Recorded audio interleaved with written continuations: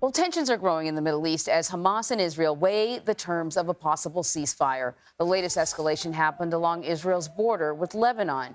Hezbollah launched dozens of rockets into northern Israel, most of which were intercepted by Israel's Iron Dome.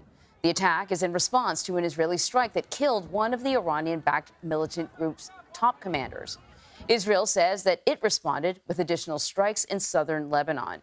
U.S. Secretary of State Antony Blinken discussed the growing need for a ceasefire in the region and Hamas's response to the latest proposal while in Doha today.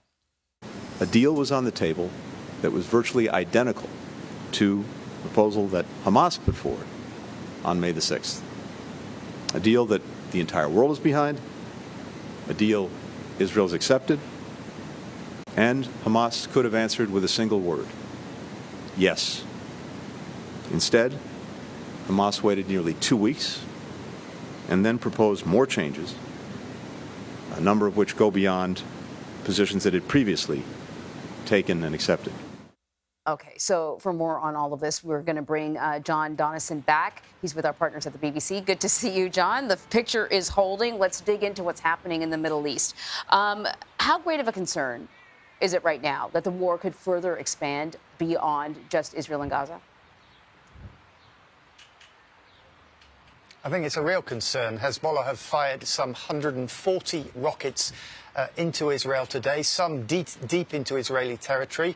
Many of them, as you say, were shot down. There was some fairly limited damage, including a number of forest fires that were started. And as you say, this came after Israel took out 4 Hezbollah operatives on Tuesday, including a very senior Hezbollah commander. Now, up to this point, during the past 8 months, both sides have been relatively restrained. But it has to be said, the violence we've seen since October on this border has been the most significant since the full-scale war between Israel and Hezbollah in 2006. And there is a real fear that any sort of miscalculation could lead to another major conflict, which could pull in Iran. And that is something that everyone is trying to avoid. So let me ask you, how has the fact that Hamas submitted their latest amendments to the ceasefire proposal, how does that change things for both sides? What are they saying about these amendments?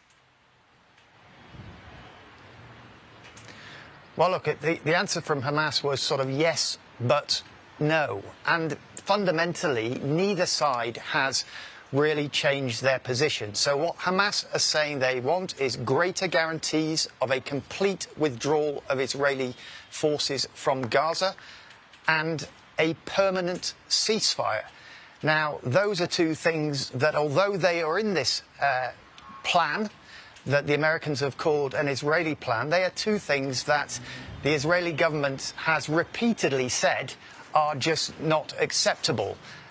So you have to remember that Prime Minister Benjamin Netanyahu said when the plan was announced by Joe Biden that it was a non-starter, and neither side has really changed its position. I guess what Hamas has done now is it's put the ball back in Israel's court, and we wait to see what their response is. We've already had a comment from an anonymous Israeli official who said this, in effect, amounted to a rejection of the plan by Hamas. You know, you mentioned that Americans had initially called this an Israeli plan. That's what President Biden called it. Then the Israelis sort of backed away from that. You hear the Secretary of State saying, hey, this is a plan that Hamas had agreed to just, months earlier, and now they want to change things. Seeing as at some point in time, both sides were fine with this sort of plan, is there any possibility, is there any way that it could sort of be pushed through?